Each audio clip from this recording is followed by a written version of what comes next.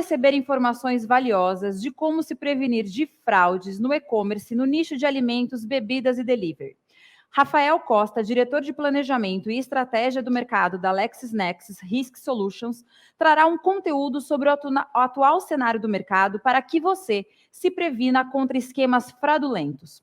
Então, para falar sobre o custo das fraudes digitais no setor e-commerce para alimentos e bebidas delivery, convidamos Rafael Abreu, que é um executivo de marketing e produtos com mais de 20 anos de experiência em prevenção de fraudes nos serviços financeiros e de varejo. Como diretor de planejamento de mercado e estratégia na LexisNexis Risk Solutions, é responsável pelas definições estratégicas do portfólio de fraude e identidade para a América Latina e o Caribe, direcionando a estratégia de produto e inovação, alinhando as necessidades atuais e futuras dos clientes. Rafael Costa Abreu, diretor de Planejamento e Estratégia de Mercado da LexisNexis Risk Solutions. Seja muito bem-vindo. Acho que o seu microfone está no mudo. Opa, estão me ouvindo? Agora sim. Bom, as coisas que acontecem agora nesse novo normal, né? É o novo normal. Exato. Bom, pessoal, muito obrigado a vocês da E-Commerce Brasil pela oportunidade de estar aqui. E, como falaram, a gente está tendo um dia muito cheio de conteúdos bastante interessantes. Tivemos uma grande mudança de comportamento dos consumidores. A gente tem consumidores digitais, novos entrantes e tudo. Eu acho que vai valer a pena agora a gente falar um pouco sobre fraudes, que é um tema que está sempre na moda, né? Todo mundo a gente vem vendo bastante o que está acontecendo no país, a mudança dos consumidores, como é que eles estão vindo para o digital, sempre busca, e nós, principalmente vocês, empresários, pessoas que estão atuando no segmento de e-commerce, no segmento de varejo e tudo, estão vendo, acompanhando os desafios de se crescer no mercado, de conseguir trazer novos clientes e tal. Então a gente tem também que olhar pelo outro lado, né? Olhar o lado da prevenção de fraudes para evitar que todo esse esforço acabe sendo perdido para fraudadores. E para começar, eu queria trazer aqui algumas informações para vocês, tá certo? Vamos começar aqui falando um pouco sobre o perfil de consumo dos novos consumidores digitais. Do ano passado, o que a gente pôde ver? Tivemos uma grande mudança, né, dentro do padrão de consumo. Por diversos motivos, a gente pôde ver que houveram pessoas que tiveram seu poder de compra reduzido, pessoas que mantiveram seu poder de compra, pessoas que tiveram que alterar seus métodos de compra. Isso porque, durante o período da pandemia, muitas pessoas ficaram em casa, outros perderam seu emprego e tudo. E como é que a gente pode categorizar esses novos consumidores digitais? A gente pode categorizar eles em 5 diferentes categorias principais. O primeiro são os novatos. O que vão ser os novatos? São aqueles que fizeram suas compras pela primeira vez, algum tipo de compra online após a pandemia. E aqui a gente tem um percentual a título de comparação, como é que o Brasil está posicionado em termos de novatos com outros 2 países aqui da América Latina, como o México e a Colômbia. Nós temos já no Brasil uma tradição forte de presença digital, tanto que somos os maiores, um dos maiores utilizadores de redes sociais no mundo. Em segundo lugar, nós tivemos aqueles que a gente chama de disruptivos. Quem são eles? Que mudaram seu padrão de compra, estão comprando significativamente mais online. Tiveram aqueles que tiveram que se adaptar, ou seja, que eles tiveram um padrão de compra que mudou um pouco, eles estão passando a comprar um pouco mais. Os que se mantiveram não tiveram alterações significativas no seu padrão de compra, e os retratores, que acabaram por exemplo, perderam seu poder de compra e tudo, e acabaram diminuindo seu padrão de compras online. E para 2022, qual que é a expectativa? No ano passado, nós tivemos que, no início do ano, 49% dos brasileiros fizeram algum tipo de compra online. E é esperado que esse número chegue que a gente tenha um crescimento de 16% no e-commerce. E o que a gente viu? Esse nível de adoção do e-commerce, ele cresceu pelo mundo, e os países em desenvolvimento se aproximaram dos países desenvolvidos. E um dos maiores drivers desse crescimento foi exatamente o quê? O auxílio emergencial, que trouxe dinheiro para diversas camadas da população e puderam ter acesso a compras. E ao mesmo tempo em que os negócios estiveram fechados, eles aumentaram suas compras online. E o que a gente pode ver aqui? Dentro dos pontos de venda, o que a gente tem de previsão de utilização dos métodos de pagamento? A gente está vendo um crescimento forte das carteiras digitais, cartões de débito estão sendo bastante utilizados, cartão de crédito também tem um crescimento bem forte, e como é de se esperar, o pagamento em dinheiro, tanto nos pontos de venda quanto no e-commerce, o percentual de utilização vai diminuir. Aí vocês podem perguntar, como é que é esse pagamento em dinheiro no e-commerce? Ele vai se dar através de boletos, que hoje ainda é uma preferência grande dos usuários, mas tende a diminuir com o tempo. Agora aqui, vamos entrar um pouquinho de fraudes, tá certo? O que a gente tem? Todos os anos a Lexis traz um estudo sobre o custo de fraudes no mundo. E o que a gente tem aqui para a América Latina e para o Brasil? Em primeiro lugar, a gente pôde identificar que, durante a pandemia, o custo de fraudes ele apresentou forte alta para todos os segmentos que nós conversamos na América Latina. E o que a gente tem? A gente traz um índice que a gente chama de multiplicador de fraude, e que ele diz que para cada dólar gasto online, esse custo representou 3,68 vezes o valor desse dólar perdido em transações online. E por que isso? Isso foi impulsionado tanto pelas instituições financeiras, que sofreram o maior aumento no custo de fraude, seguido pelo comércio eletrônico, por último, o varejo tradicional. E isso por quê? Por conta exatamente da migração de operações para os canais digitais e para os canais remotos durante a pandemia. Mais operações elas foram feitas durante a pandemia de Covid por causa dos fechamentos de comércios. Então, com isso, a gente teve um aumento das transações em canais online. E os riscos para os canais online eles foram predominantes nos aplicativos e nos métodos de pagamento com carteiras digitais, que foram as formas mais utilizadas pela população para fazer seus pagamentos, seja pagamento sem contato, seja pagamento através da internet, através de carteiras digitais. As fraudes relacionadas à identidade, elas representaram um desafio grande, ou seja, validar a identidade das pessoas no mundo digital. Isso trouxe um desafio grande para todos os novos e-commerce. E esse desafio se torna maior quando você precisa validar essa identidade tanto para trazer um usuário novo para o seu e-commerce, para o seu negócio, tanto quanto na hora de validar os pagamentos daquela conta, se é exatamente aquela identidade digital que está usando aquela conta, se é algum outro tipo de identidade digital, e se aquela identidade digital pertence à mesma identidade física. Por último, o que a gente pôde ver? A migração do físico para o digital, muitas empresas não tinham a expertise necessária para empreender, para colocar em prática as melhores técnicas, as melhores situações de prevenção à fraude. Então elas tiveram que lidar com situações novas nas quais as melhores práticas, se elas forem empregadas, elas podem reduzir bastante o nível de fraudes nos canais digitais.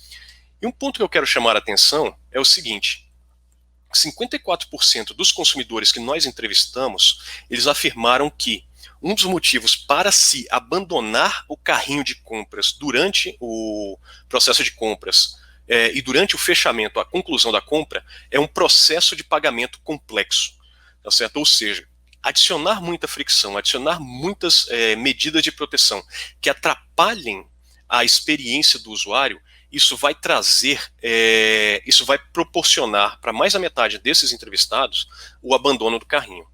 E aqui eu quero passar um pouquinho dos números para vocês. Em primeiro, como eu estava comentando, a gente teve uma mudança no custo de fraude. Da última vez que nós fizemos essa pesquisa, em 2019 para 2021, o custo de fraude subiu de 3,46 para 3,68. E vários fatores, isso na média da América Latina. Se a gente estiver olhando somente para o Brasil, ele subiu de 3,61 para 3,86. E tiveram vários fatores que contribuíram para isso. né, teve uma maior atenção que foi dada pelas empresas financeiras, invasões de contas que se tornaram mais comuns, cada vez mais pessoas tendo contas invadidas, contas roubadas, dados de cartões de crédito, dados de pagamentos digitais que foram roubados e foram sendo utilizados com uma maior frequência em diversos tipos de serviços. E a gente pode ver aqui uma média de operações de fraude que foram bem sucedidas, que foram relatadas por mês. No Brasil, foi o único país que foi na contramão da tendência de América Latina que apresentou uma leve redução no volume de fraudes bem-sucedidas. Mas aqui a gente tem uma contrapartida. Apesar de o volume ter sido menor, o ticket médio da fraude no Brasil, ele aumentou. Falando um pouco sobre os canais online, como é que a pandemia afetou as operações que foram realizadas? Eu quero trazer aqui também o que a gente viu interessante. As operações mais utilizadas aqui foram as operações de cartão de crédito, seguidas pelas de cartões de débito. Um dado que chama bastante atenção é a grande adoção de carteiras digitais, de carteiras móveis e wallets, seguido pelo dinheiro ou depósito bancário. E essas operações de cartão de crédito foram o método mais utilizado, embora, como a gente pode ver, essas carteiras digitais tenham aumentado significativamente na maioria dos mercados, ficando bem próximo dos cartões de débito na maioria dos países. Ao mesmo tempo, o que era de se esperar é que as operações em dinheiro elas caíram, apesar de serem a principal forma de pagamento nas áreas que têm menos infraestrutura bancária. O crescimento do volume de cartão de crédito, ele envolve a adoção de todos os mecanismos de operação para todas as operações locais, por meio das redes de pagamento. Eu sei que assim tem pouca gente que tem cartão emitido por provedores globais para operações internacionais, e isso pode ser um dos motivos para o aumento do uso de carteiras móveis, uma vez que a penetração de smartphone é alta e os grandes varejistas eles aceitam esse meio de pagamento. Um outro ponto bastante interessante é a distribuição de prejuízo por tipo de fraude. O que a gente pode ver aqui é que o roubo de identidade por terceiros e as fraudes amigas, elas estão empatadas em primeiro lugar aqui no Brasil.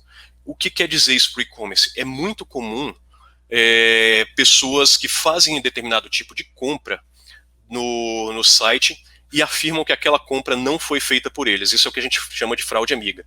E o segundo é o roubo de identidade, ou seja, uma conta na qual já tem um cartão de crédito registrado, aquela conta ela sofre um roubo do usuário senha ou um reset de senha, ela tem uma mudança de endereço de entrega e a partir dali é feita uma compra fora do perfil. Então esse é outro tipo de compra outro tipo de fraude que chama atenção. Um outro ponto é as fraudes relacionadas à identidade. O que a gente pode ver aqui é o seguinte: as fraudes que têm a preocupação com relação à verificação da identidade do cliente, elas subiram muito de preocupação de 2019 para 2021. Elas foram de 20% para 51% dos nossos entrevistados, classificando ela como a principal dor na hora de se pensar em fraude. Seguido aqui dos novos métodos de pagamento e da verificação do telefone ou do endereço. Todos esses pontos são importantes para se verificar a real identidade do cliente, tá certo? Se ele é uma pessoa real ou não, e faz parte do processo de se construir a identidade digital. Então, validando identidade física, identidade digital, validando endereço, validando o telefone, você consegue ter, e associando esses dados ao correto dono, consegue-se ter uma grande certeza de quem é que está ali por trás da internet. Falando um pouco aqui dos principais tipos de fraudes, o que a gente tem como principal preocupação? A invasão de conta, a roubo de identidade, ou seja, fraude com identidade de terceiros e a criação de identidades sintéticas junto à criação de novas contas fraudulentas.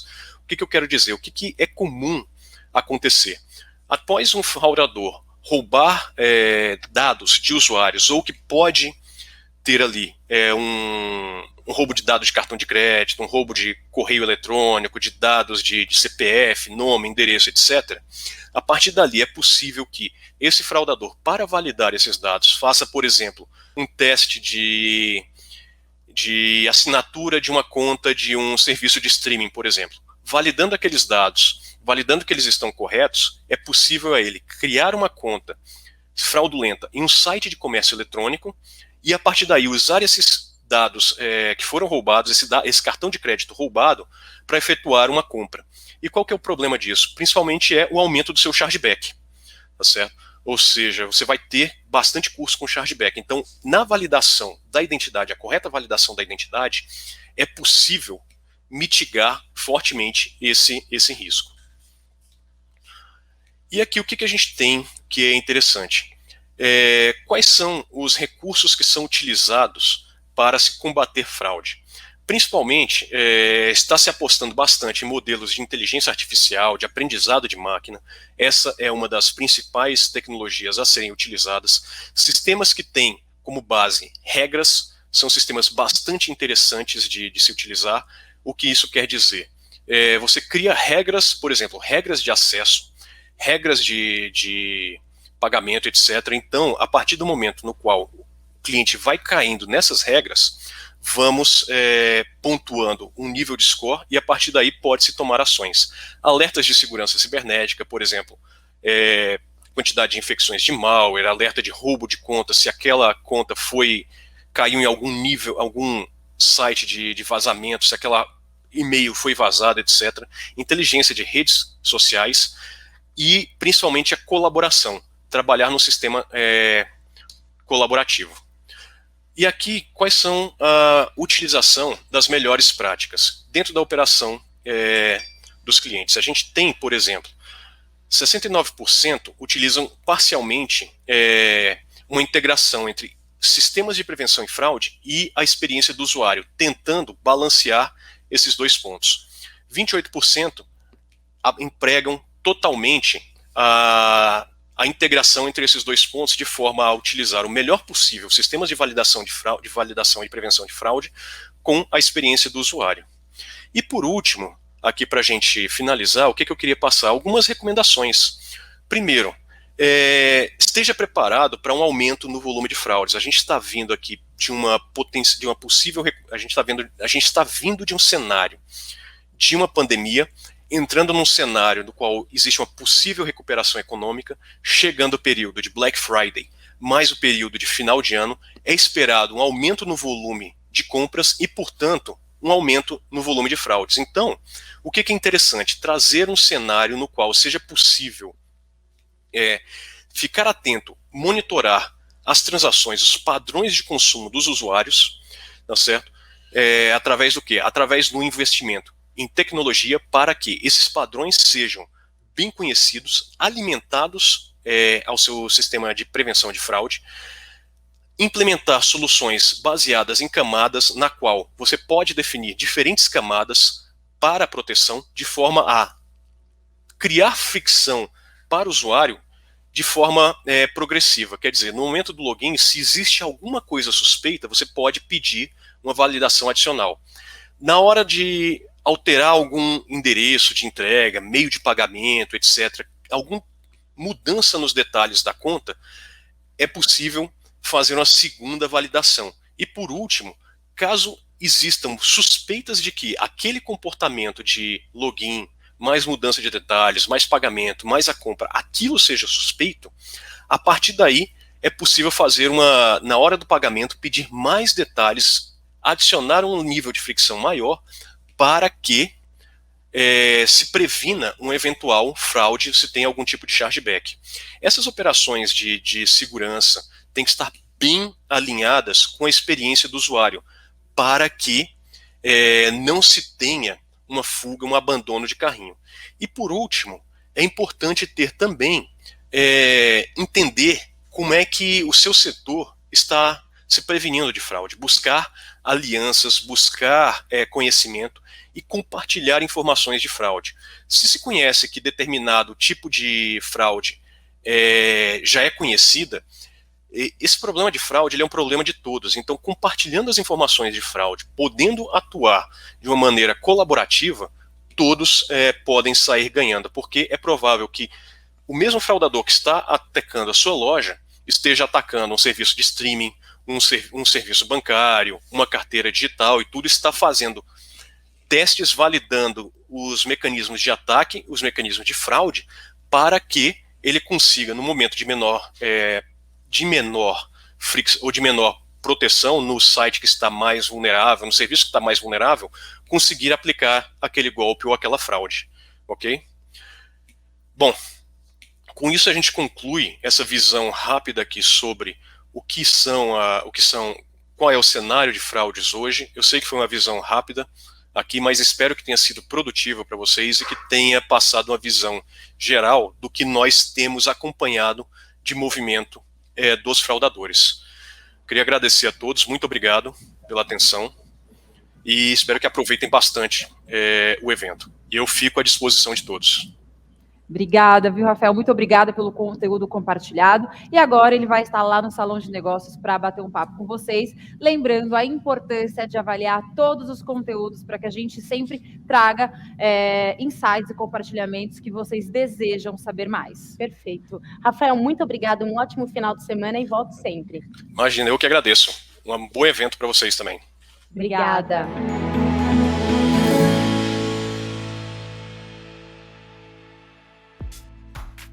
E aí, gostou do vídeo? Então não deixe de curtir e compartilhar. Aqui do lado tem 2 sugestões que você pode gostar. Até a próxima!